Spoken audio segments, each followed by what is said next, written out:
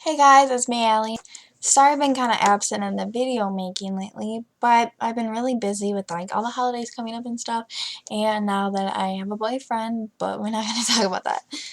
So I've decided that it is easier to just make a video every 2 weeks. You know, maybe there's going to be some special days where I'll make one like week after week, but yeah. Yeah. So I'm going to be making a video every 2 weeks from now. So today's video is going to be kind of different. And just keep in mind that I'm not making this video for attention or for people to feel sorry for me. I just want to make this video so people know that they shouldn't judge someone by how they look and how they act, because deep down inside they're probably hurting and someone's past can really haunt them. And I want you guys to know that if you guys went through the same thing, you're not alone, and that I'm here to help. And that I really hope you guys take this to heart and like reach out and help someone or get help for yourself. So I guess let's start in my early years. When I was little, my mom divorced my stepdad, and so she had troubles paying for her house and stuff, so we moved house from house, and I never really made any friends. I was really awkward child. Like, whenever someone talked to me, I didn't know what to say, so I'd choke up and I'd run away. And one time I even puked. So finally, my mom moved in the same city as my dad, and I got a new best friend. She was my neighbor, and she was older than me. Now, being a young me with no friends, I was very influenced by her, and I did a lot of bad things that I'm not really proud of. So, like I said before, I didn't have any friends, and I never really had anyone to tell me that I was beautiful or anything like that, so I was very insecure about how I looked. I wore glasses, and I never really bothered showering. I don't know why. I think maybe because I didn't really have anyone to impress. So my hair was always greasy, and I didn't know how to do makeup, so I looked terrible. Anyways,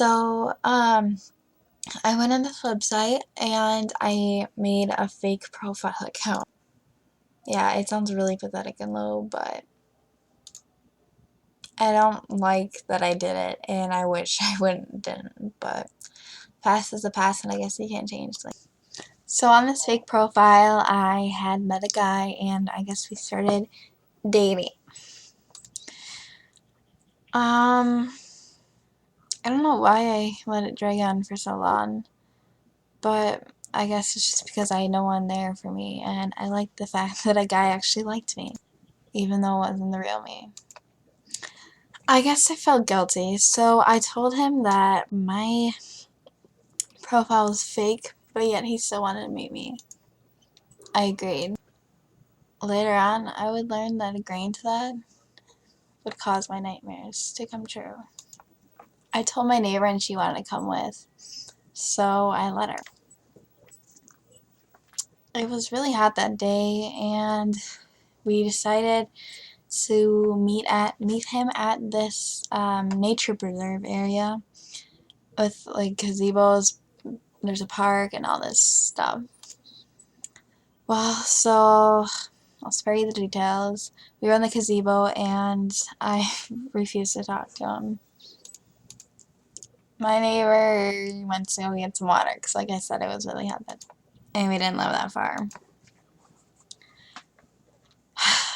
So being a little girl, I guess I wasn't that little, but being scared as it was to just meet this guy, and now he wanted to leave and leave me alone in the woods, I was even more terrified. I went to go block the door, and soon I felt him come up behind me and put his hand down my pants. At first I thought nothing of it, but then he did it multiple times, and after I told him stop and pulled his hand out of my pants, he finally sat down and didn't talk to me or look at me. At the time, I didn't understand what molestation was or any of that stuff. Finally, my neighbor came back, and I told her what happened. I then ran home crying because I didn't know what to think of it, and I had so many mixed emotions. I then got a phone call from my father telling him that the cops were called and that he knew. After I filled out a report at the police station with my mother, I then found out I was molested at age 10. Later on, I made a new best friend, and she was really popular, and I was surprised she chose me to be her best friend. I slept over at her house a lot, and I got close with her siblings and her mom. One night before Halloween, we slept together in her room, and I was wearing shorts and a tank top. And I didn't have a phone, so I used my iPod to text, and so basically when someone says that their phone is their baby, my iPod was my baby. I woke up in the middle of the night because I didn't feel it under my pillow. I suddenly sat up and seriously, I felt like I just seen a ghost. I saw this dark figure just sitting there, staring at me. I seriously almost peed my pants. I thought someone had broken into the house and that they were gonna kill me. I tried waking up my friend without making any noise, but I wasn't successful. So I went back to sleep, praying that he wouldn't kill me. And I started praying to God. He didn't know that I was fake sleeping though, and soon I felt him pull down my pants and pull up my shirt. Then he proceeded to slide his hand down my pants while pleasuring himself. I tried blocking him, but it didn't work. He thought I was asleep the whole time. He tried going up further up my shirt, but I blocked him successfully. After he was done, he walked out of the room and walked into my best friend's parents' bed, or room I should say. That morning, after I told my friend, we then realized it was her stepdad, and he had done the same thing to her once. I was then again molested at age 12. I then lost trust for basically every guy around me, and I couldn't sleep over at anyone's house for about a year. I had nightmares about it, and I felt uncomfortable around people. That's when my depression kicked in a lot. I was diagnosed early in my childhood, but I got over it when I got my best friend because I felt loved and I felt important to people. But then I felt like a whore. So I guess a couple more years down the road, I never really dealt with death really much in my life unless for grandparents, which was, expected because they're old. Last year in June, I had gotten a phone call from my mom crying, telling me that my 3-year-old cousin Jaden had died in my grandma's swimming pool. I was shocked. I really had no emotions at that time because I did not know what to think or how to feel or what to say. His mom was my aunt, which of course is obvious. And me and her got very close over that summertime. We did everything together. She was basically my sister, mom, best friend, everything.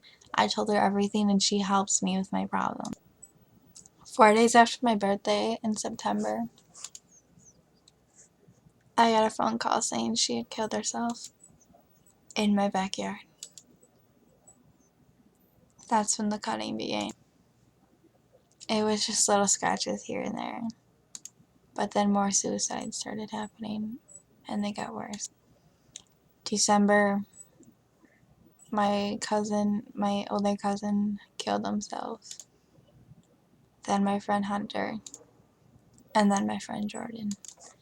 In 6 months, I had dealt with 4 suicides. 2 family, 2 friends. I was ready to be the 5th suicide. Until I found this group called SOS, Survivors of Suicide. There I shared about my cutting and my thoughts. I thought no one would help me and I felt so hopeless. I didn't know what to do. I could not take it. Now, it is the law that if you tell someone that you want to kill yourself or that you are self-harming, they have to call the police. I then told her that I did want to go into a hospital and that I wanted treatment because I was in, like, when I thought of people's reactions of them and, like, my little siblings, you know, them calling for me upstairs and no answer would ever come, it really hurt me. By then, I had 8 suicide attempts. I was checked into the hospital, and I took a bunch of classes and courses that helped me overcome those thoughts. And I was there for 3 days, and it actually really helped me. And I felt better.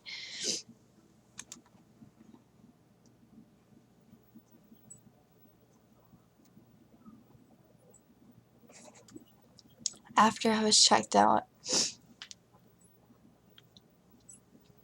I was on antidepressants, and I still am.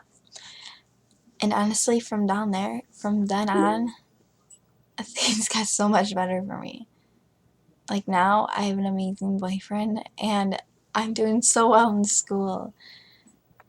And now I realize that there's more to life than just letting what people say or all those bad things just get to you. Because one day, you're going to do something amazing that everyone's going to remember, and you're going to change the world. And that's what I want to do.